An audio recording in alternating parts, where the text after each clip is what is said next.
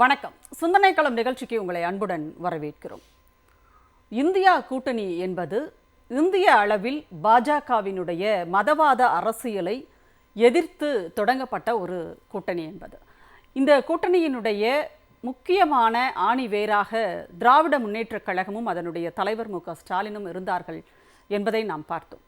இப்பொழுதும் அதே இந்தியா கூட்டணியில் தொடர்கிறார்களா, எத்தனை கட்சிகள் அதில் தொடர்கின்றன என்பது இன்றைக்கு பெரிய ஒரு கேள்வியாக உருவாகி இருக்கிற சூழலில் காங்கிரஸ் பங்கெடுக்கிற இந்தியா கூட்டணியினுடைய ஆலோசனை கூட்டத்தில் பங்கேற்கப் போவதில்லை என்று ஏற்கனவே திராவிட முன்னேற்றக் கழகம் அறிவித்திருக்கிறது. அதே நேரத்தில் இந்தியாவினுடைய மக்கள் நலனுக்கு ஏற்ற வகையில் நாங்கள் இணைந்து செயல்படுவோம் மற்ற கட்சிகளோடு என்றும் அவர்கள் அறிவித்திருக்கிறார்கள். இந்த சூழலில் திடீரென்று காங்கிரஸ் தமிழ்நாட்டில் ஒரு புதிய கூட்டணியை பெயரை அறிவித்திருக்கிறது. பிரவீன் சக்கரவர்த்தி என்ற காங்கிரஸ் கட்சியைச் சேர்ந்த ஒரு நபர் புதிதாக ஒரு கூட்டணியினுடைய பெயரை சொல்லியிருக்கிறார். தமிழ்நாடு சமூக நீதி முற்போக்கு கூட்டணி என்று ஒரு கூட்டணி உருவாக்கி, அவராகவே தனிநபர் கூட்டணியாக அதை அவர் உருவாக்கியிருக்கிறாரா என்று தெரியவில்லை. அவர்தான் அதை முதலில் இருந்து தெரிவிக்கிறார். இந்த கூட்டணியில் மற்ற கட்சிகள் இருக்கிறார்களா என்று கேட்டால் அது எங்களுக்கு தெரியவே தெரியாது என்றும், பிரவீன் சக்கரவர்த்தியினுடைய இந்த போக்கானது அதிக பிரசங்கித்தனமானது என்று சிபிஎம் கடுமையாகவே சாடியிருக்கிறது. சிபிஐயும் இதை கடுமையாக மறுத்திருக்கிறது.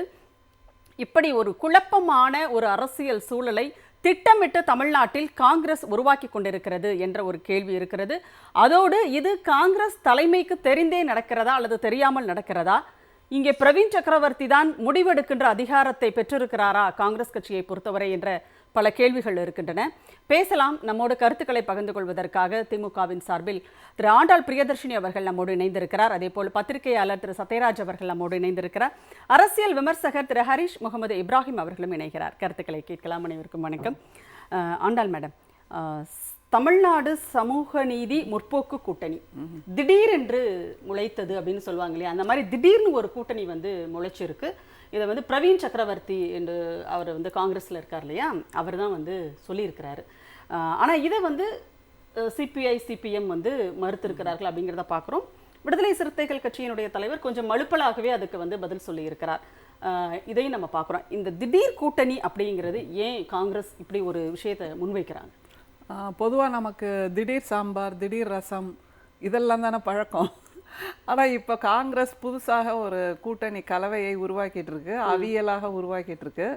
அந்த அவியலோட பேரு தமிழ்நாடு சமூக நீதி முற்போக்கு கூட்டணின்னு திடீர்னு ஒரு நாள் முழிச்சு எழுந்த உடனே பிரவீன் சக்கரவர்த்திக்கு ஒரு ஞானோதயம் உருவாகிருக்குன்னு நினைக்கிறேன்.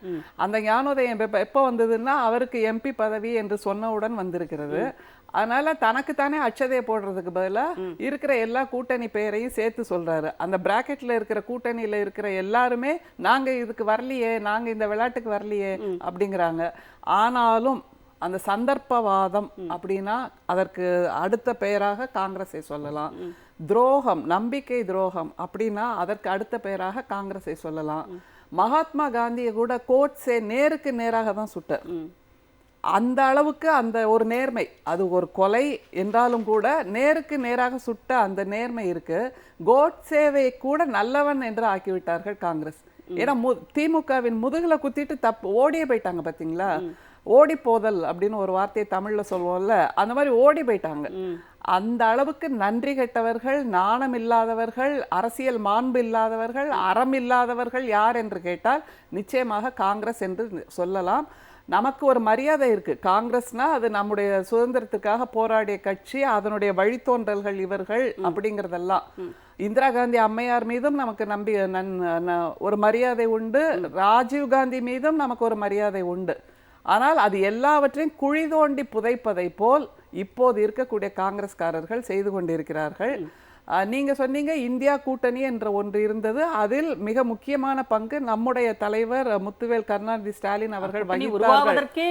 அவர்தான். ஆமா, அப்போது மற்றவர்கள் எல்லாம் வாய்மூடி மௌனியாக இருந்த போது கூட ராகுல் காந்தி தான் பிரதமர் வேட்பாளர்னு இந்தியாவில் முதன்முறையாக உறக்க சொல்லியவர் நம்முடைய தலைவர் தான். ஆனா அது நீங்க சொன்னீங்க இருந்தது அப்படின்ட்டு இல்லை, இப்பவும் நம்முடைய தலைவர் இருக்கிறார். அதில் அவர்தான் முக்கியமான ஆணிவேராக முதுகெலும்பாக இருப்பார். அதில் நீங்கள் சொன்னீங்கல்ல மத நல்லிணக்கம் அல்லது மத பிஜேபிக்கு எதிரான அந்த மத துவேஷத்தை எதிர்க்கின்ற ஒரு குரலாக இந்தியா கூட்டணி இருக்கு. அது நம்முடைய கொள்கை தானே. அதனால் அது இருக்கும்போது நம்முடைய தலைவரும் அங்கே இருப்பார். ஆனால் துரோகிகள் என்று உலகமே அடையாளம் காட்டியிருக்கிற காங்கிரஸ் இருக்கக்கூடிய கூட்டத்தில் நாங்கள் இருக்க மாட்டோம். அது ஒரு மானத்துக்குரிய ஒரு ஸ்டேட்மெண்ட் தானே. அதனால் அதில் எந்த தவறும் இல்லை. அதை தவிர எங்களுடைய தொண்டர்கள் மனக்காயம் அடைந்திருக்கிறார்கள். அதற்காக நாங்கள் காங்கிரஸ் இருக்கும் இடத்தில் இருக்க மாட்டோம். ஆனால் தேச நலனுக்காக மற்ற கட்சிகளோடு நாங்கள் இணைந்து பணியாற்றுவோம்னா எத்தனை முதிர்ச்சி பாருங்களேன். அந்த அரசியல் முதிர்ச்சி. இந்தியா மீது எங்களுக்கு அக்கறை இருக்கிறது. ஆனால் துரோகம் செய்தவர்களை நாங்கள் கொண்டாட மாட்டோம், பக்கத்தில் விட மாட்டோம் என்று சொல்லுகின்ற அந்த தன்மை இருக்கிறது. நீங்க சொன்ன மாதிரி யூனிலேட்ரல்னு ஒரு வார்த்தையை சொல்லுவாங்க. தானே தன்னிச்சையாக ஒற்றை மனிதராக முடிவெடுத்தது. அதுதான் இந்த தமிழ்நாடு முற்போக்கு சமூக நீதி கூட்டணி, சமூக நீதி முற்போக்கு கூட்டணி. இதுல அறம் எதுவுமே இல்லை. இந்த வார்த்தை ஜாலம், வார்த்தை விளையாட்டெல்லாம் பண்ணிட்டு இருக்காருங்கிறதா முக்கியம். அதுல கூடுதலா இன்னும் ஒண்ணு சொல்லணும்னா, நம்முடைய சிபிஎம் தோழர்கள் அவர்கள் தெளிவாக சொல்கிறார்கள் இது அதிக பிரசங்கித்தனம் அப்படின்ட்டு. அதையும் நம்ம குறிப்பா நினைவில் வச்சுக்கணும். கண்டிப்பா மேம், தொடர்ந்து நம்ம பேசலாம். ஹரிஸ் இப்ராஹிம் சார், இப்போ ஏற்கனவே காங்கிரஸ் பங்கெடுக்கிற அந்த ஆலோசனை கூட்டத்தில் நாங்கள் பங்கேற்க மாட்டோம் சொல்லிட்டு திமுக தலைமை ரொம்பவே தெளிவாகவும் அழுத்தமாகவும் தங்களுடைய நிலைப்பாட்டை பதிவு செய்திருந்தது இல்லையா? இந்தியா கூட்டணியினுடைய ஆலோசனை கூட்டம் நடக்க போகிறது, அதில் அவர்கள் முடிவை அறிவித்தார்கள். இப்போ இதுவரைக்கும் காங்கிரஸ் பேசாம இருந்துட்டு திடீரென்று இப்போ ஒரு புது கூட்டணியினுடைய பெயரை அந்த பிரவீன் சக்கரவர்த்தி என்பவர் அறிவிக்கிறார் அப்படின்னு சொன்னா, இதற்கு பதிலாக நாங்கள் இதை செய்கிறோம் அப்படிங்கிற மாதிரியான போக்கா காங்கிரஸுக்கு? தமிழக Congress it is an irrelevant at any given point of time. 1950களில் அவர்களை வெளியில திராவிட இயக்கங்கள் வெளியில தள்ளினதுக்கு அப்புறமே Congress either any part of the Dravidian மூவ்மெண்ட்டுக்குள்ள இணைந்து செல்ல வேண்டியது மட்டும்தான். இன்றைக்கு அந்த திராவிடியன் பார்ட்டிஸுக்கு மூன்றாவதாக ஒரு அணி அமைந்திருக்குது அப்படின்னு ஒரு மாயை தோற்றத்தை இந்த சமூக நீதி தலைமை அப்படின்னுங்கிற கூட்டணியில சமூக நீதி முதல்ல எங்க இருக்குது? முதலில் திமுக தலைமையில காங்கிரஸ் பெற்ற ஒரு ராஜ்யசபா உறுப்பினர் பிற்படுத்தப்பட்ட பின்தங்கிய வகுப்பினர். இன்றைக்கு அதே தாவேகா அணியில பெற்றிருக்கக்கூடிய பிரவீன் சக்கரவர்த்தி அவர்கள் முற்போக்கு அந்த சிந்தனையில இருந்து விலகி சென்று ராஜாஜி அவர்களுடைய கொள்கையை ஆதரித்து பேசக்கூடியவர். அப்போ இங்க எங்க சமூக நீதி இருக்குதுங்கிற முதல் பார்வை இருக்குது இல்லையா? அப்போ இது எல்லாமே இயற்கைக்கு ஒவ்வாமையான ஒரு கூட்டணி தான். பட் ஆனா அட் த சேம் டைம் இது இப்போ இணைந்து இருக்கிற கம்யூனிஸ்ட் பார்ட்டிகளாக இருக்கட்டும், இல்லைன்னா தாவேகா தலைமையில் இயங்கக்கூடிய ஐயுஎம்எல்-ஆக இருக்கட்டும், இல்ல விடுதலை சிறுத்தைகளாக இருக்கட்டும், இவர்கள் அத்தனை பேரும் இந்த சமூக நீதி கூட்டணிக்குள்ள எவ்வளவு நாள் பயணிக்க போகிறார்கள் முதல் கேள்வி. இரண்டாவதாக இந்த இந்தியா பிளாக்கு இணையான ஒரு கூட்டணியாக இது அமையுமா அப்படின்னு கேட்டீங்கன்னா இட் இஸ் irreversible. இத நம்ம அதுல கணக்கிலே எடுத்துக்கொள்ள வேண்டாம் அப்படிங்கறத என்னுடைய பார்வை. தமிழ்நாடு அளவிலான கூட்டணின்னு சொல்றாரு. இது தமிழ்நாட்டில் இது ஒரு புது கூட்டணி, ஏன்னா தாவேகாவையும் உள்ளடக்கி ஒரு புது கூட்டணி அப்படிங்கறதான அவர் சொல்றாரு. தாவேகா தலைமையிலான கூட்டணியில ஒரு சமூக நீதி இருக்கும்னு நம்ம நம்பணும் அப்படின்னா, நம்மை போன்றவர்கள் இந்த இடத்துல சமூக நீதி அரசியல் பேசுறதுக்கே உகந்த ஆட்கள் இல்லைங்கிறது தான். அப்போ இவர்கள் பேரளவுக்கு வேணா எல்லா பாயாசத்தையும் பாசிசத்தையும் எப்படி ஒரே சமநிலையில வைத்து அதை பேசின திரு தலைவரை அவர்கள் கூட்டணியினோட தலைவர்களாக வைத்துக் கொண்டு இவர்கள்ட்ட வேற என்ன ஒரு முதிர்ச்சியான ஒரு செயல்பாடை நம்ம பார்க்க முடியும்? அதுவும் இல்லாம திரு பிரவீன் சக்கரவர்த்தி போன்றவர்கள் இந்த கூட்டணி தெள்ள தெளிவாக எலெக்ஷனுக்கு முன்னாடியாகவே அமைய வேண்டும் அப்படிங்கிறதுல இவர் போன்றவர்கள், திரு மாணிக் தாக்கூர் போன்றவர்கள், அம்மையார் ஜோதிமணி போன்றவர்கள் எல்லாம் முஸ்லீம்களை காமிச்சார்கள். ஆனால் அன்றைக்கே அவர்களுடைய தலைமையில திமுக தலைமை மிகப்பெரிய ஒரு என்ன சொல்றது மனசு ஆச்சரியங்கள் அத்தனையும் இல்லாமல் ப. சிதம்பரம் போன்றவர்களுடைய தலையீட்டுனால அந்த கூட்டணி உறுதி செய்யப்பட்டது. இல்ல அப்படின்னா தாவேகாவினுடைய தலைமையில பிரவீன் சக்கரவர்த்தி 100 சீட்டை கேட்டிருந்திருப்பாரு. அன்னைக்கு தாவேகாவும் இவர்களோடு சேர்ந்து காணாமல் போயிருந்திருக்கு தமிழ்நாட்டுல. அந்த ஒரு வரலாற்று பிழை இன்றைக்கு நிகழ்வதற்கு தமிழ்நாட்டுல நடந்திருக்கதா நம்ம ஒரு பார்க்கணும். இரண்டாவதாக நான் என்னை பொறுத்த அளவுக்கு இந்தியா பிளாக்ங்கிறது காங்கிரஸ் முக்து பாரத்னு இன்றைக்கு ஒட்டுமொத்தமாக பாரதிய ஜனதா கட்சியினர் விருப்பப்படுறது அதுதான். காங்கிரஸ் முக்து பாரத் திமுகவிற்கு அவர்கள் கொடுக்கக்கூடிய இடைஞ்சல் அத்தனையுமே ஒரே இயக்கம் தமிழகத்துல இருக்கக்கூடிய திமுக காங்கிரஸை சுமப்பதனால் மட்டுமே காங்கிரஸ் ஒரு வலுவான கட்சியாக முன்னிறுத்தப்படுகிறது.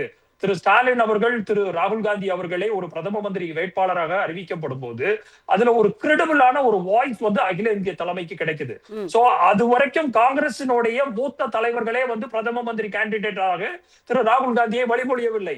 அது எல்லாத்தையும் தாண்டி பாரத் ஜோடோ யாத்திரை போன்ற யாத்திரையை தென் தமிழகத்தினுடைய தென் துருவத்துல கடைசி இடத்துல பிளாக் ஹாய்ஸ்ட் பண்ணி ஆரம்பித்து வைத்தவர் திரு முத்துவேல் கருணாநிதி ஸ்டாலின் அவர்கள். அப்போ அந்த கிரெடிபிலிட்டியை வந்து காங்கிரசுக்கும் காங்கிரசினுடைய தலைவராக அறியப்படுகிற திரு ராகுல் காந்தி அவர்களுக்கு கொடுத்ததுல மிக முக்கியமான கட்சி திமுக. இதனால்தான் பாரதிய ஜனதா கட்சிக்கு திமுகவுக்கு மிகப்பெரிய ஒரு ஸ்டிப் இருந்துச்சு. பட் ஆனா இன்றைக்கு இந்தியா பிளாக்கில் இருந்து வெளியில வரக்கூடிய அந்த முஸ்லீம்கள் தெரிந்தால் கூட காங்கிரஸை ஒதுக்கி வைத்து விட்டு ஒரு ரீஜனல் பிளேயராக திமுகவினுடைய தலைவர் பிரதம மந்திரி வேட்பாளராகவோ இல்லைன்னா அம்மையார் மம்தா பானர்ஜி அவர்களோ இல்லைன்னா கம்யூனிஸ்ட் பார்ட்டிகளோ இல்லைன்னா ஆத்மை போன்றவர்களோ இல்லைன்னா திரு அகிலேஷ் யாதவ் போன்றவர்களோ தேஜஸ்வி யாதவ் போன்ற பல்வேறு குழுக்களாக ரீஜனல் பார்ட்டி சேர்ந்து முன் வைக்கக்கூடிய ஒரு முன் தலைவராக திரு முத்துவேல் கருணாநிதி ஸ்டாலின் அவர்கள் முன் வந்திருக்கிறார். அப்படிங்கிறதுக்கு ஒரே ஒரு ப்ரூஃப் என்னன்னா டீலிமிட்டேஷனுக்கு எதிராக முதல் குரலை அகில இந்திய லெவல்ல பரவ வைத்ததுல இங்க உள்ள திராவிட முன்னேற்ற கழக அரசுக்கு மிக முக்கிய பங்கு உண்டு. அதுவும் இல்லாம அவருக்கு பின்னாடி அணிவகுத்து நின்ற அத்தனை ரீஜனல் தலைவர்கள் இருக்காங்க பாத்தீங்களா, அதுதான் ஒரு லீடருக்குரிய மிக முக்கியமான முஸ்தீபுகள். அந்த முஸ்தீபை வந்து காங்கிரஸ் தலைவருக்கு கொடுத்ததுல ஒரு மிகப்பெரிய ஒரு தவறு நடந்துச்சு. அந்த தவறை திருப்பி திமுக கழகம் இனிமேலும் பண்ணக்கூடாது. ஈவன் தமிழ்நாட்டிலேயுமே வந்து அம்மையார் கனிமொழி அவர்கள் உரைக்க சொன்ன ஒரு கருத்தை தான் நானும் முன்வைக்க விரும்புகிறேன். இந்த எக்ஸ்ட்ரா லக்கேஜ் மாதிரி இந்த IUML போன்றவர்கள், விடுதலை சிறுத்தைகள் போன்றவர்கள் பல கட்சிகள் வந்து திராவிட முன்னேற்ற கழகத்தினுடைய உழைப்பையும் ஒவ்வொரு தொண்டர்களுடைய வேர்வையும் சுரண்டி கொண்டு இன்றைக்கு காங்கிரஸ் எப்படி முதுகில் குத்தினதோ அதுக்கு ஈக்குவலண்டாகவே IUML போன்ற காதர் மொய்தீன் அவர்கள்லாம் இன்று நேற்று நாளை உங்க கூட தான் இருப்போம்னு சொன்ன அவரு இன்னைக்கு ஒட்டுமொத்தமாக பதவிக்கு ஆசைப்பட்டு காயிதே மில்லத் அவர்கள் கட்டி காத்த ஒரு இயக்கத்தை அடகு வைத்திருக்கிறார்கள். அப்போ இப்பேற்பட்டவர்களை கொண்டு திமுக கழகம் இனிமேலும் பயணப்படக்கூடாதுங்கிறது ஒவ்வொரு உடன்பிறப்புகளுடைய மிக முக்கியமான குரலாக இருக்கிறது. அதை நாம் வெளியில இருந்து பார்க்கக்கூடிய ஒரு அரசியல் விமர்சகராகவும், நான் திமுக காரன் கிடையாது, நான் வந்து திமுகவினுடைய உறுப்பினர் அட்ட கிடையாது, ஆனா எனக்கே இவர்கள் பண்ணின இந்த முதுகுல குத்துன இந்த பேக் ஸ்டாபிங் வந்து அவ்வளவு ஒரு வழியை தருகிறது என்றால் ஒரு தலைவரை இவ்வளவு ஆண்டு காலமாக தமிழகத்தை தன்னிகர் அல்லாத ஒரு தலைவராக 5 வருடம் மாற்றினவரை தோக்கடிச்சிருக்கிற ஒரு இயக்கத்தோட சேர்ந்து நீங்க எந்த காலத்துல சமூக நீதி அரசியலை பேச முடியும்னு கேக்குறேன். அப்போ உங்களுடைய இந்த இயற்கைக்கு ஒவ்வாத கூட்டணியை முற்றும் முதலமாக தமிழக மக்கள் அடுத்த ஆட்சி வர்றதில் மாற்றம் எல்லாம் தூர விடுங்க, அடுத்த தேர்தல் காலத்திலேயே இதற்கான விடையை கொடுப்பார்கள் தான் என்னுடைய முதல் கட்ட கருத்து. திரு சத்யராஜ், இப்ப என்னன்னா ஏற்கனவே தமிழ்நாட்டில் மதச்சார்பற்ற முற்போக்கு கூட்டணி அப்படிங்கிறது இருக்கு. இன்றைக்கும் கூட தாவேகா அரசுக்கு ஆதரவு கொடுத்தாலும் கூட CPM, CPI அதே மாதிரி விடுதலை சிறுத்தைகளும் கூட இப்பவும் சொல்லிட்டு இருக்கிறது மதச்சார்பற்ற முற்போக்கு கூட்டணியில் தான் திமுக தலைமையில தான் நாங்கள் தொடர்றோம் அப்படின்னு அவங்க சொல்றாங்க. அப்படிப்பட்ட ஒரு சூழலில் காங்கிரஸ் கட்சியில் இருந்து திடீர்னு ஒருத்தர் வந்து ஒரு கூட்டணியை வந்து அறிவிக்கிறார் அப்படிங்கிறது நீங்க எப்படி பாக்குறீங்க? என்ன நோக்கம் திடீரென்று ஒரு கூட்டணி? இல்லை, அவர் யாருன்னே தெரியாது. தேர்தலுக்கு முன்னாடி அவர் இப்படி தான் திடீர்னு வந்து ஒரு பரபரப்பை கிரியேட் பண்ணி தமிழ்நாட்டுக்கு ஒரு பெரிய கடன் இருக்கிற மாதிரி ஒரு பொய்யான பிம்பத்தை ஏற்படுத்தினார்.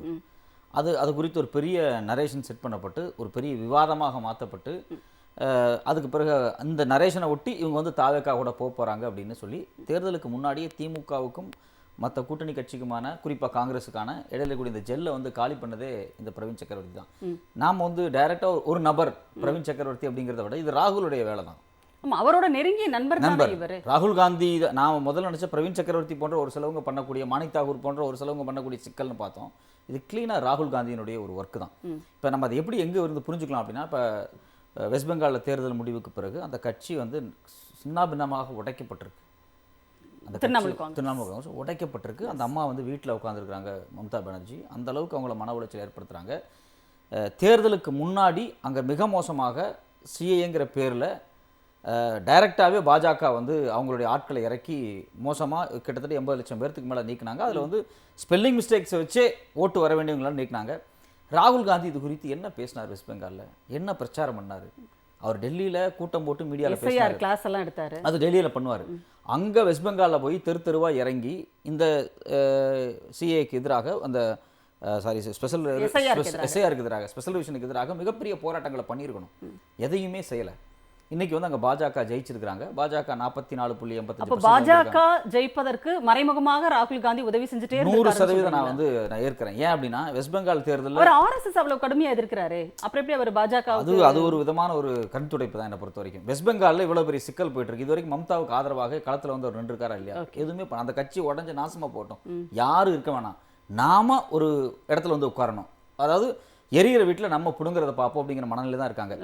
உண்மையிலேயே காங்கிரஸ் வந்து தன்னுடைய ஈகோவை விட்டுட்டு ராகுல் காந்தி திரிணாமுல் காங்கிரஸோட நின்று பிரச்சாரத்தில் ஈடுபட்டு இருந்தாங்க அப்படின்னா இன்னைக்கு அவங்க 200 சீட்டு ஜெயிச்சிருப்பாங்க. அங்கே இது திரிணாமுல் காங்கிரஸுக்கும் அங்கே பாஜகவுக்கும் வாக்கு வித்தியாசம் பர்சன்டேஜ் அப்படிங்கிறது 4% தான்.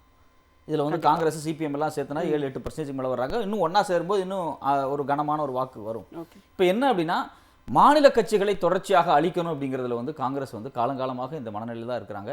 எனக்கு பெரிய வருத்தம் எங்கேருந்து இருந்துச்சுன்னா, நம்ம வந்து கரூர் இன்சிடென்ட் நடந்தப்போ தமிழ்நாட்டில் வந்து ஒரு மிகப்பெரிய ஒரு பொய் கட்டி அமைக்கப்பட்டுச்சு.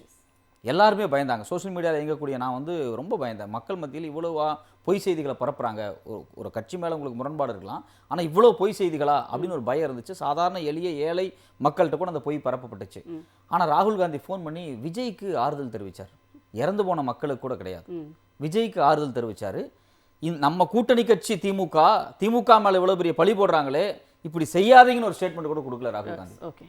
அப்போ இருந்தே ராகுல் காந்தி விஷயத்தை வந்து நம்ம ரொம்ப கவனமாக பார்த்துருக்கணும் அப்படிங்கிறது தான் என்னுடைய கருத்து. பார்க்க மாட்டாச்சு. இப்போ இவங்க சொல்லக்கூடிய சமூக நீதி, சோஷியல் ஜஸ்டிஸ், இந்த வார்த்தைகளுக்கு எல்லாத்துக்குமே வேர் அப்படிங்கிறது தமிழ்நாடு தான். 1920களில் இல்லை, அதில் கவனமாக மதச்சார்பற்ற அப்படிங்கிற சொல் வந்து தவிர்க்கப்பட்டிருக்கு.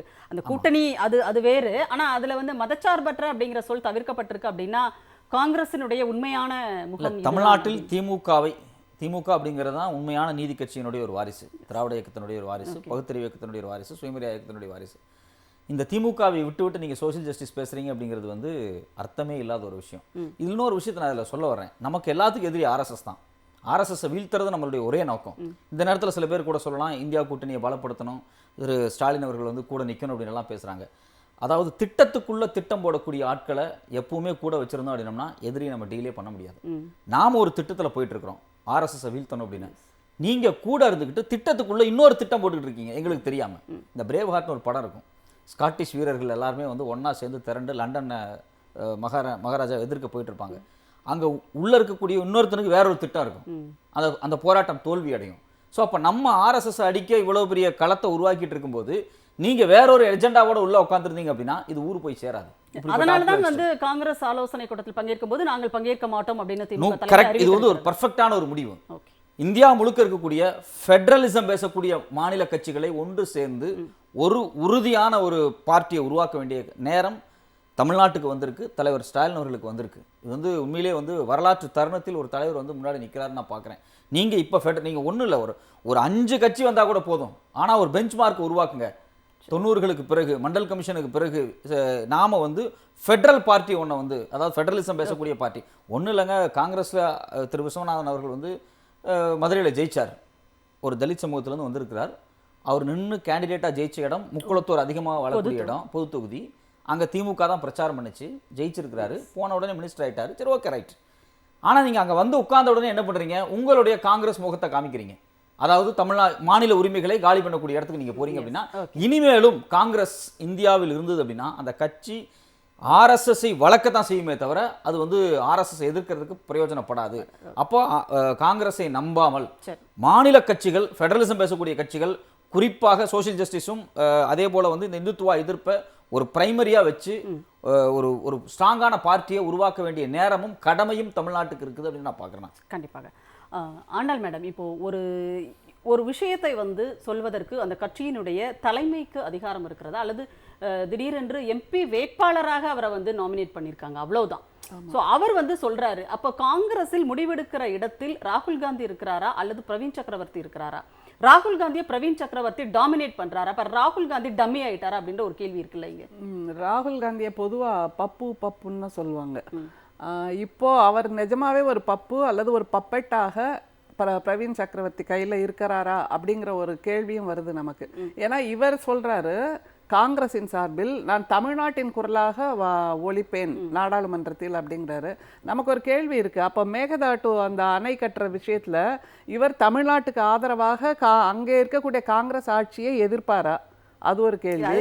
பத்திரிகையாளர்கள் கேட்கும்போது பதிலே சொல்லல. அதான் எல்லாத்துக்கும் வாய்மூடி மௌனியா வாயில எதையும் அடைச்சி வச்ச மாதிரி உட்கார்ந்து இருக்கிறது தான் காங்கிரஸோட வேலையா, அல்லது இந்த மாதிரி மக்கள் மீது மக்கள் மனசில் நம்பிக்கையை கொடுத்து விட்டு நாடாளுமன்றத்தில் வெறும் பொம்மையாக உட்கார்ந்து விட்டு வர்றதான் வேலையா அப்படிங்கிறதா நமக்கு கேள்வி. இவங்க போய் அங்க என்ன செய்ய போறார் பிரவீன் சக்கரவர்த்தி? அவங்களுக்கு தான் எதை பார்த்தாலும் பயமா இருக்கு. இப்ப தம்பி சத்யராஜ் சொன்ன மாதிரி எல்லா மாநிலங்களிலும் இருக்கக்கூடிய மாநில கட்சிகளை சிதைப்பதில் காங்கிரஸ் மிக முக்கியமாக பணியாற்றி கொண்டிருக்கிறது. அந்த மக்களை ஏமாற்றுவதிலும் அது மிக முக்கியமாக பணியாற்றி கொண்டிருக்கும் போது தமிழ்நாட்டின் குரலாக பிரவீன் சக்கரவர்த்தி ஒலிக்கப் போவது இல்லை. அதுல தாவேகா மிக முக்கியமாக தமிழ்நாட்டின் குரலாக இருக்க வேண்டிய ஒரு வாய்ப்பை விட்டு கொடுத்திருக்கிறதா அல்லது பயத்தில் இழந்து நிற்கிறதா? அதுதான் ஒரு கேள்வி. தமிழ்நாட்டில் ஒரு மிகப்பெரிய சக்தியாக நாங்கள் வளர்ந்து நிற்கிறோன்னு பேசிகிட்டே இருக்காங்கல்ல ரீல்ஸ் மூலமாக. அப்போ ஏன் நாடாளுமன்றத்துக்கு போகிறதுக்கு நீங்கள் பயப்படுறீங்க?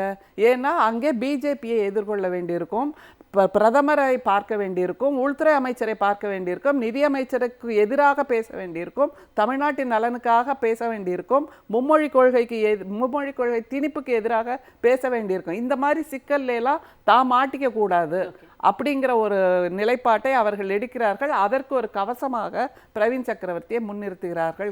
நான் திரும்ப இந்த கூட்டணிக்கே வரேன். பிரவீன் சக்கரவர்த்தி அறிவிக்கிறார் இந்த கூட்டணி சார்பாக அப்படின்னு சொல்லிட்டு அவர் வந்து முதல் எம்பி வேட்பாளராக என்னை வந்து அறிவித்திருக்கிறார்கள் அப்படின்னு சொல்றாரு. ஆனா அதே இடத்தில் இருக்கக்கூடிய சிபிஎம் ஆகட்டும் சிபிஐ ஆகட்டும் அவர்கள் வந்து தெளிவாக அதை மறுக்கிறாங்க. இன்னும் சொல்லப்போனா பிரவீன் சக்கரவர்த்தியை வந்து அதிக பிரசங்கித்தனம் பண்றாரு அப்படின்ற அளவிற்கு வந்து சிபிஎம் கடுமையாக விமர்சிச்சிருக்கு. அப்போ எந்த கூட்டணியினுடைய எந்த ஒரு இதையும் பின்பற்றாமல் செய்யாமல் இப்படி வந்து அறிவிப்பது அப்படிங்கிறத நீங்க எப்படி பாக்குறீங்க? அதாவது தமிழ்நாட்டில் காங்கிரஸை வந்து இல்லாம ஆக்கிடலாம், தாவேக்கா மட்டும் இருந்தா போதும் அப்படின்ற மாதிரி காங்கிரஸ் ஒரு இடத்துக்கு வருதா? காங்கிரஸ் தான் எப்பவுமே அந்த விக்ரம் மன்னர்ல அவர் தோள் மேல அந்த விக்ரமாதித்யன் அந்த தோள் மேல எப்பவும் ஒரு வேதாளம் ஏறி உட்கார்ந்து இருக்கும்ல, அது மாதிரி எல்லா தோள்களிலும் ஏறி உட்காருகின்ற வேதாளம் எதுன்னா காங்கிரஸ் தான். இப்போ தாவேக்காங்கிற தோல்ல ஏறி உட்கார்ந்துருக்கு. அந்த தாவேக்காவில் கரைந்து போகிறது. அந்த பாசிசமா பாயசமாங்கிறதுல கரைஞ்சு போக விரும்புறாங்க. அதை தவிர நான் முதல்ல சொன்னேன்ல யூனிலேட்ரல் அப்படின்னு, நான் அந்த பண்ணையார்த்தனம், நான் முடிவெடுக்கிறேன், நான் சொல்கிறேன், எங்களுடைய தலைவருடைய ஆலோசனையோ அவருடைய ஒப்புதலோ கூட எனக்கு தேவையில்லை அப்படிங்கிற ஒரு அந்த அது என்ன எதேச்சாதிகாரம், அதில் தான் பிரவீன் சக்கரவர்த்தி இந்த வார்த்தையை சொல்றாரு. அதனாலதான் கம்யூனிஸ்ட் தோழர்கள் சொல்றாங்க. ஒரு தலைவர் இருக்காரு இல்ல காங்கிரசுக்கு, தமிழ் மாநிலத்திற்கென்று தமிழ்நாடு என்ற மாநிலத்திற்கென்று ஒரு காங்கிரஸ் தலைவர் இருக்கிறார். அவரை தாண்டி பிரவீன் சக்கரவர்த்தி இப்படி சொல்றாருன்னா அதுதான் பண்ணையார்த்தனம்னு சொல்றீங்க? ஆமா, அது தவிர காங்கிரஸை பொறுத்த வரைக்கும் அந்த தலைமைக்கு மரியாதை கொடுக்க வேண்டும் அப்படிங்கறதெல்லாம் தவிர தடியெடுத்தவன் தண்டல்காரன்கிற மாதிரி எல்லாருமே தன்னை ஒரு தலைவராக நினைத்து கொண்டு எதேச்சாதிகாரம் செய்வதுதான் அவர்களுடைய வழக்கம். அதனால தானே ஒரு மாணிக் தாக்கூரோ ஒரு ஜோதிமணி அம்மையாரோ கூட எதிர்குரல் எழுப்புக கூட ஒரு நிலை வந்தது. இல்லாத பிரச்சனையெல்லாம் கொண்டு வந்து கொடுத்தாங்களா இல்லையா? கண்டிப்பா. அதாவது காங்கிரஸில் எல்லோருமே தலைவர்களாக நினைச்சுக்கிட்டு இருக்கிறதுனாலதான் யாருமே களத்தில் இறங்கி தேர்தல் வேலை செய்யறதுக்கு ஆள் இல்லாம போயிட்டாங்களோ. அங்க களத்தில் தொண்டர்கள் யாருமே கிடையாது, தலைவர்கள் மட்டும்தான் இருப்பாங்க மேடையில. அந்த தொண்டர்கள் யாருன்னா திமுகவோட தொண்டர்கள், திமுகவோட கேடர்ஸ் தான் போய் அவங்களுக்காகவும் எல்லா வேலையும் செய்யணும்.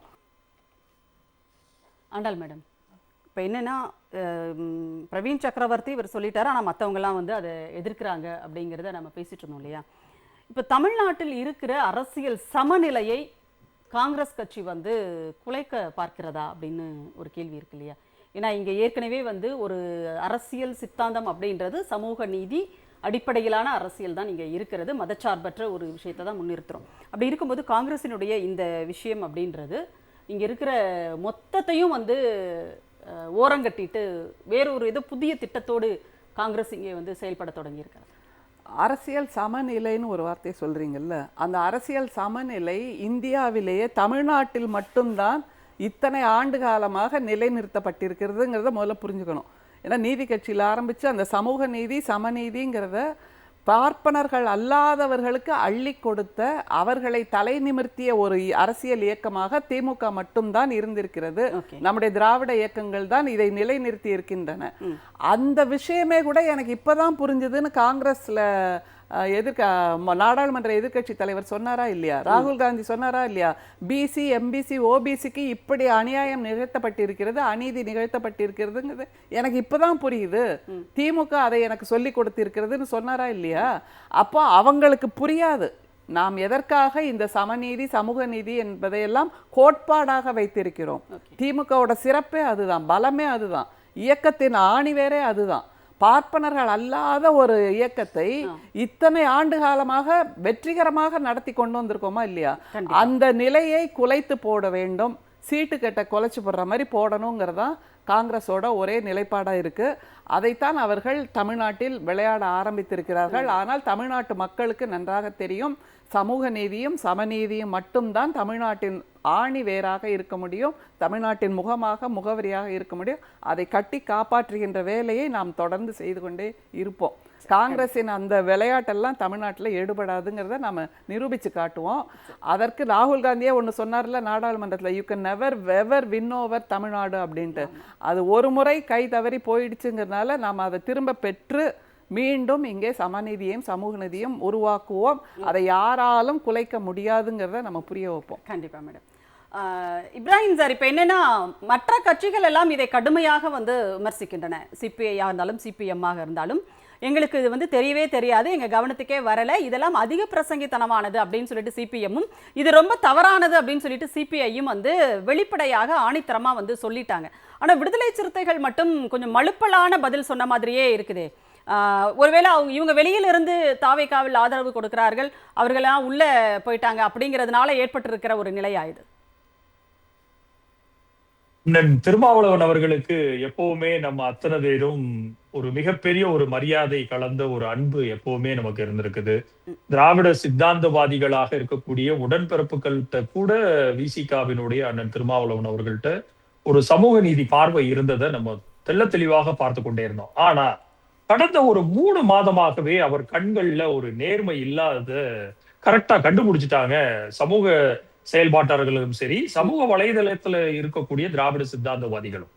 அப்போ இந்த நேர்மை தவறுறதுக்கு மிக முக்கியமான காரணம் என்ன அப்படிங்கிறத தெள்ள தெளிவாக அவரே நுணலும் தன் வாயால் கெடுங்கிற மாதிரி எலெக்ஷன் முடிந்த கையோடு அவராகவே ரிசல்ட்டுக்கு என்ன வரக்கூடியும் அப்படிங்கிறத விசிகாவினுடைய அடிமட்ட அமைப்புகள் யாரும் கரெக்டாக இந்த எலெக்ஷன்ல வேலை பார்க்கலங்கிறத தெள்ள தெளிவாக உணர்த்தி இருக்கிறார் அவர் வாயாலே.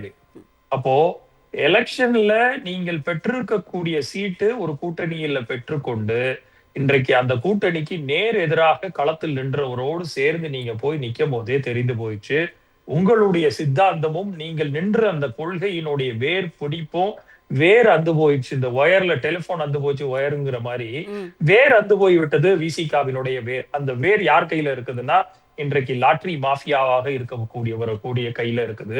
ஏன்னா இன்றைக்கு ஒட்டுமொத்தமாக விசிகாக்கு இருந்த மிச்ச சொச்ச வாக்குகளையும் தலித்து அல்லாதோர் சேர்ந்து தலித்துகளும் சேர்ந்து உருவாக்கிய அந்த ஒரு அமைப்பை பிங்க் பேந்தராக இருந்த அந்த அமைப்பினுடைய மைய வாக்கு வங்கியை சிதலமடை செய்திருக்கிறார் அப்படிங்கிறது இன்றைக்கு தாவேகாவுக்கு சென்றிருக்க வாய்ப்புகள்ல அத்தனை வாக்குகளையும் செக் பண்ணி பாத்தீங்கன்னா பெரிய டென்ட் யாருக்கு விழுந்திருக்குன்னா விசிகாவினுடைய அமைப்பு ரீதியாகவே விழுந்திருக்குது. அப்போ அவருக்கு ஒரு எக்ஸிஸ்டென்ஷியல் கிரைசிஸ் இன்றைக்கு உருவாயிருக்குது. தாவேகாவுக்கு அடிச்ச ஜாக்பாட்டு தமிழக மக்கள் விசில் சின்னம் வாக்கு யாருக்கு போடுறோம், எந்த தலைவர்களுக்கு போடுறோம், எந்த அமைப்புல போடுறோங்கிறது தெரியாம ஒரு சிம்பாலிசம் கல்ச்சருக்குள்ள தன்னை மூழ்கடித்துக் கொண்டு இன்றைக்கு ஒரு மாயையான ஒரு வெற்றியை பெற்றிருக்கிறார். எந்தவித சித்தாந்தங்களும் இல்லாம எந்தவித கொள்கையிலும் இல்லாம திரு விஜய் அவர்கள். அதாவது விடுதலை சிறுத்தைகள் கட்சியினுடைய வாக்குகள் தான் கணிசமான அளவுக்கு தாவேகாவுக்கு போயிருக்கு அப்படின்னு நீங்க சொன்னீங்க இல்லையா? அப்ப எங்களுடைய வாக்குகள் எல்லாம் உங்களுக்கு தானே வந்திருக்கு, அதனால எங்களுக்கு ஆட்சி அதிகாரத்தில் பங்கு கொடுங்கன்னு ஒரு நியாயமான விஷயமாக கூட அவங்க கேட்டிருக்கலாம் இல்லையா? ஏன்னா எங்க ஓட்டுல தானே நீங்க ஜெயிச்சிருக்கீங்க, அதனால எங்களுக்கு அதுல உரிமை இருக்கு அப்படிங்கறத எடுத்துக்கலாமா? இது எப்படி இருக்கு தெரியுமா? திருடன் சாவிய திறந்து போட்டு போயிட்டோம், அதனால திருடிட்டு போயிட்டான். திருடிட்டு போனவன்ட்டு எப்பா சாரி மறந்து போய் சாவிய பூட்டாம போயிட்டேன், இருந்தாலும் சரி நீ எடுக்கிறத எடுத்துட்டு கொஞ்சம் கொடுத்து திருப்பி கொடுங்கிற மாதிரி இருக்குது. அது எப்படி சமூக நீதி அரசியல்ல சித்தாந்தவாதியா உள்ளபடியே அண்ணன் திருமாவளவன் அவர்கள் மேல நம்மளுக்கு மதிப்பும் மரியாதையும் எப்பவுமே இருக்கும். ஏன்னா அவர் கட்டி காத்த ஒரு அரசியல் இயக்கம், அவர் பேசின ஒரு சனாதன எதிர்ப்புங்கிறது வந்து தமிழகம் தாண்டி இந்தியா லெவலுக்கு ரெசோனேட் ஆயிருந்ததை நம்ம எல்லாருமே பார்த்தோம். ஆனால் அந்த நேர்மையும் உண்மையும் எப்படி ஒரு பதவிக்காக, எப்படி ஒரு அமைச்சரவைக்காக, எப்படி ஒரு சித்தாந்தத்தை விட்டு கொடுக்க முடியும் அப்படிங்கிறது தான் இன்றைக்கு மிகப்பெரிய ஒரு கேள்விக்குறி. அப்போ அவருக்கு எக்ஸிஸ்டென்ஷியல் கிரைசிஸ் இன்றைக்கு உருவாயிருக்கிறது.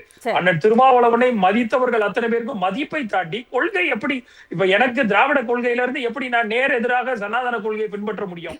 அப்ப நீங்க சனாதன கொள்கைக்கு இன்னைக்கு வாயே துறக்காத ஒரு முதலமைச்சருக்கு முன்னாடி நீங்க எப்படி அவர் கூட போய் பயணிக்க முடியுங்கிறது இருக்கு இல்லையா? இப்ராஹிம் சார், திரும்ப நான் உங்ககிட்ட தான் வரேன். இப்போ என்னன்னா, ஐயூஎம்எல் பத்தி நீங்க பேசும்போது அவர் பேராசிரியர் காதர் மைதீன் அவர்கள் வந்து அங்க இருக்கின்ற ஒரு அமைச்சரை வந்து அவர் பெரிய மனிதர், பெரிய மனசுக்காரர் அப்படின்லாம் அவர் சொல்றாரு.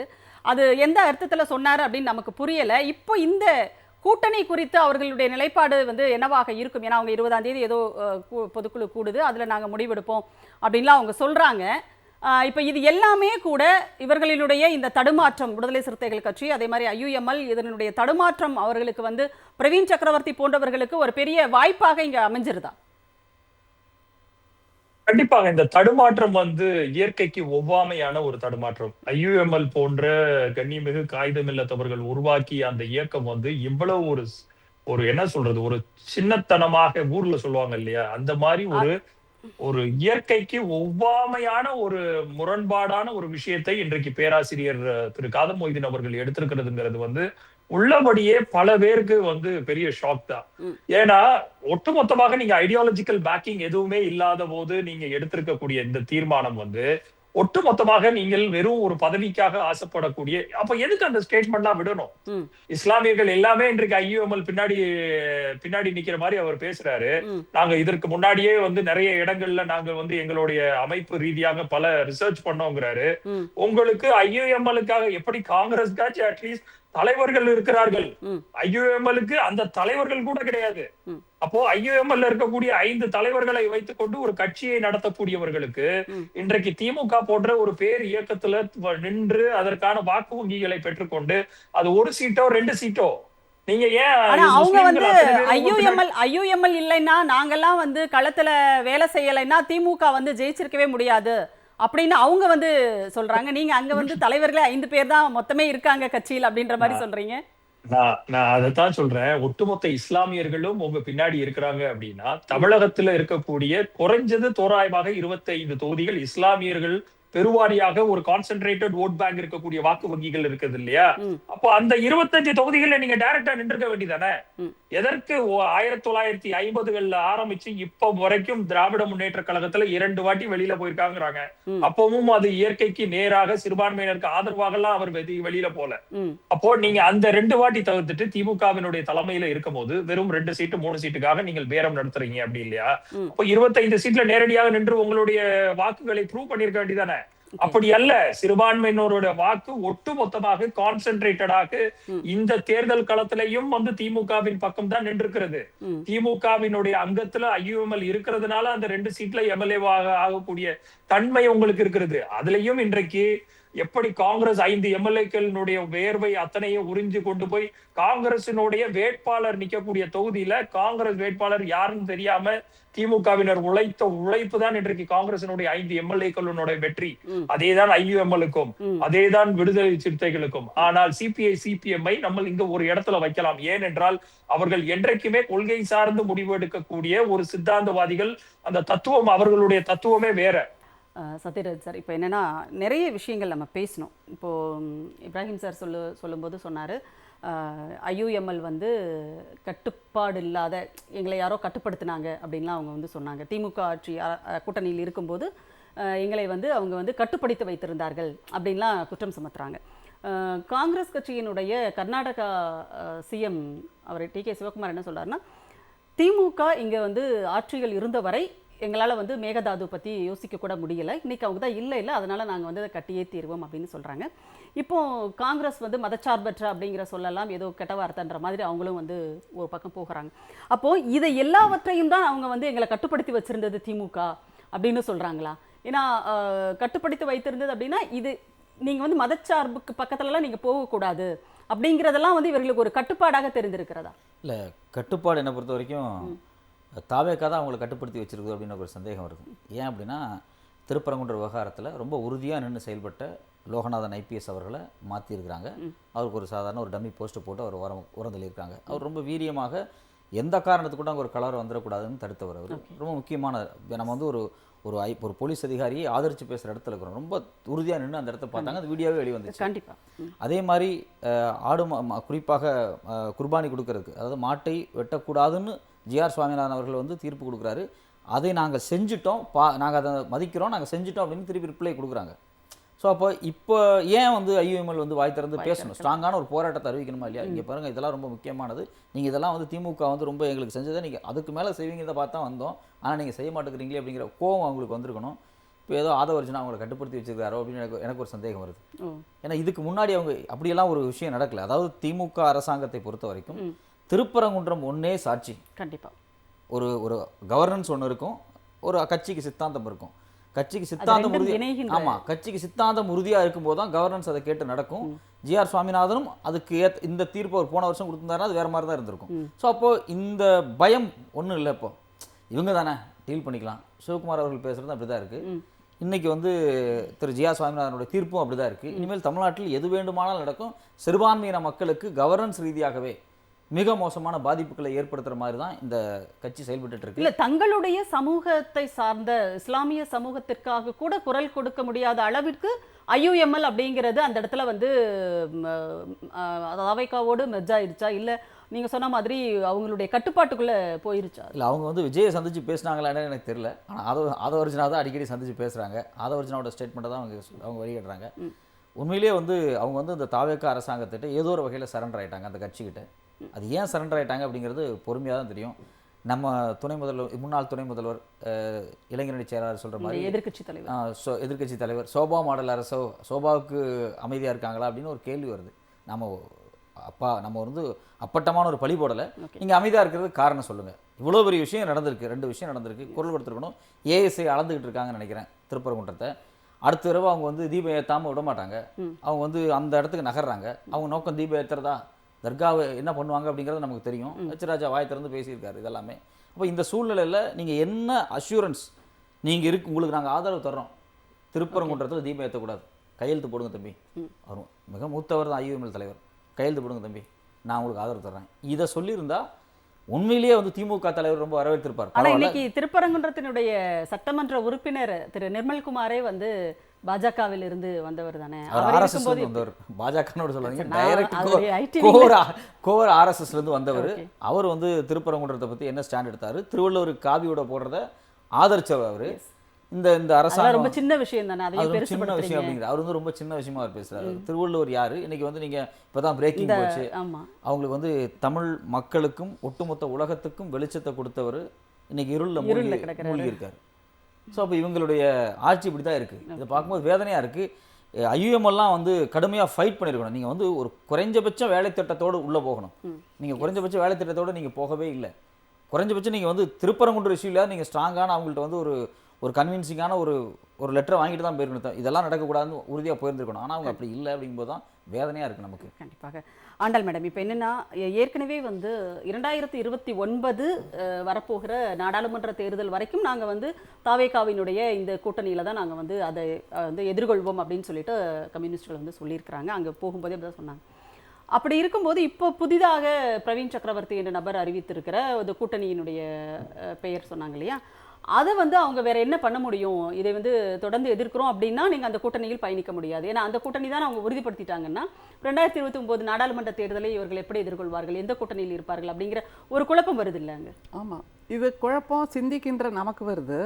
ஆனால் எந்த கொள்கையும் இல்லாதவர்களுக்கு எந்த குழப்பமும் கிடையாது இல்லை. இப்போ தம்பி சத்யராஜ் சொன்ன மாதிரி இப்போ மிக முக்கியமான மதம் சார்ந்த பல விஷயங்கள் நடந்துட்டு இருக்கு. எல்லாருமே வாய்மூடி மௌனியாக தானே இருக்காங்க. உரிமை குரல் எங்கேயுமே எழுப்பல் இல்லை. அப்படின்னா இந்த மாதிரி உரிமை குரல் எழுப்புகின்ற அந்த சோரணைன்னு சொல்லுவோம்ல, அது இருப்பவர்களுக்கு தான் இந்த பிரச்சனை. அது எதுவுமே இல்லை, எங்களுக்கு ஒரு பதவி வேணும், அதில் கம் போட்ட மாதிரி நாங்கள் ஒட்டிக்கணும் அப்படின்னு நினைக்கிறவங்களுக்கு அறம் சார்ந்த எந்த சிந்தனையும் இல்லைன்னப்போ இந்த தமிழ்நாடு முற்போக்கு சமூக நீதி கூட்டணி அப்படிங்கிறத பற்றியெல்லாம் அவங்க எது வரைக்கும் அது நீங்க தொடரும். சரியா சொல்லல. சமூக நீதி முற்போக்கு கூட்டம், தமிழ்நாடு சமூக நீதி முற்போக்கு கூட்டம், அது எது வரைக்கும் தொடரும் அதெல்லாம் வேற விஷயம். இதெல்லாம் நம்ம இல்ல, உட்கார்ந்து நீங்க பேசிட்டு சொல்றது இருக்கோம். இப்போ IUML விடுதலை சிறுத்தைகளுக்கு இருக்கிற அந்த குழப்பம் ஒரு பக்கம். ஆனா கம்யூனிஸ்டுகள் வந்து ரெண்டு பேருமே சில இப்போ இந்த திருப்பரங்குன்றம் விஷயத்துல கூட அவங்க வந்து இப்பவே வந்து அதை எதிர்க்க ஆரம்பிச்சிட்டாங்க. அதுல வந்து தீபம் ஏற்ற அனுமதிக்க கூடாது அப்படிங்கறத சொல்ல ஆரம்பிச்சிட்டாங்க. அப்ப அவங்க கொஞ்சம் தெளிவா தானே இருக்காங்க. அவங்க தெளிவா இருக்காங்க. அந்த தெளிவின் காரணமாக அவர்கள் வெளியே வந்தால் கூட, ஆதரவை வாபஸ் பெற்று வெளியே வந்தால் கூட, அதற்கேற்றாற் போல் சோஃபா மாடல் ஆட்சியெல்லாம் கொண்டு வந்துட்டாங்கல்ல. சோ அதை வைத்து ஏதாவது சமாளிக்க முடியும். அதை தவிர இந்த புதிய கூட்டணிக்கு கொள்கை என்ன, அதற்கான கொள்கை விளக்க கூட்டம்லாம் ஏதாவது நடந்ததா, அந்த கூட்டணிக்கு தலைமை யாரு, தலைமை யாரு, அதெல்லாம் எதுவுமே வெளிவரல. திடீர்னு ஒரு நாள் இரவுல முழிச்சுட்டு முந்தி ஒருத்தர் இரவு 2 மணிக்கு நாம போய் இணையலாமான்னு கேட்ட மாதிரி இவர் திடீர்னு இதுதான் எங்களோட கூட்டணியோட பேருன்னு சொல்றாருன்னா, இது நகைச்சுவை காட்சிகள் தமிழ்நாட்டில் அரங்கேறி கொண்டிருக்கின்றன என்பதை மட்டும்தான் நம்மால சொல்ல முடியும். கண்டிப்பாக. இப்ராஹிம் சார், உங்களுடைய நிறைவு கருத்து. நாடாளுமன்றத்திலலாம் தனிநபர் மசோதா அப்படின்னு நம்ம கேள்விப்பட்டிருக்கோம். ஆனா இது என்னவோ தனிநபர் கூட்டணி மாதிரி இருக்கு. உங்களுடைய நிறைவு கருத்து ப்ளீஸ். நிறைவு கருத்து, தமிழகத்திற்கு எப்படி வந்து தாவேகா வந்து இன்றைக்கு ஐயன் திருவள்ளுவருக்கு சிலை அமைத்ததும் முத்தமிழ் கலைஞர் தான். இன்றைக்கு மணிமாடம் கெட்டி காகிதம் இல்லத்தை கண்ணியப்படுத்தினதும் அதே திமுகவினுடைய தலைவர், அன்றைய தலைவர் கலைஞர் அவர்கள் தான். சோ எந்த திசையில எந்த விதமான உண்மையான சமூக நீதிக்கான திட்டங்களை வகுத்தவரும் கலைஞரும் திராவிட முன்னேற்ற கழகம் தான் காலம் தொற்று ஜஸ்டிஸ் பார்ட்டி ஆரம்பிச்ச காலத்துல இருந்து இன்றைய காலம் தொட்டு வரைக்கும். சோ இவர்கள் ஒரு சாயத்தை பூசிக்கொண்டு தாவேகாவினுடைய தலைமையில இவர்கள் முன்னெடுக்கக்கூடிய இந்த சமூக நீதிங்கிற அந்த பார்வை வந்து போலியான வேஷம் அப்படிங்கிறதை தெள்ள தெளிவாக தமிழக மக்கள் உணர்ந்து கொள்ள வேண்டிய கால சூழ்நிலை உருவாகி கொண்டே இருக்கிறது. அடுத்தடுத்த தேர்தல்கள்ல இவர்களுக்கான சம்மட்டி அடி, இவர்கள் அத்தனை பேரும் முதுகுல குத்திட்டு போன அத்தனை பேருக்கும் ஒரு எக்ஸிஸ்டன்ஸே இல்லாமல் தமிழகத்தில் இருந்து துடை தெரியப்பட வேண்டிய கட்சிகளாக உருமாறும். அதற்கு தமிழக மக்கள் கூட இருந்து அதை பண்ணுவாங்க அப்படிங்கிறதுல உள்ளளவு நான் சமூக நீதி பார்வையிலிருந்து பகுத்தறிவு மிக்க இந்த மாநிலத்தினுடைய ஒரு மாணவனாக, அண்ணாவினுடைய, பெரியாரினுடைய, கலைஞரனுடைய ஒரு மாணவனாக கண்டிப்பா எனக்கு உள்ளபடியே அதுல நிதர்சனமான ஒரு நம்பிக்கை இருக்குது. அதை பொறுத்திருந்து பார்ப்போம். கண்டிப்பா கண்டிப்பா சார். அனைவரும் உங்களுடைய கருத்துக்களை எங்களோடு பகிர்ந்து கொண்டமைக்கு மிக்க நன்றி. சிந்தனை களம் நிகழ்ச்சி இத்துடன் நிறைவடைகிறது. மீண்டும் ஒரு நிகழ்ச்சியில் சந்திப்போம். அதுவரை நன்றி, வணக்கம்.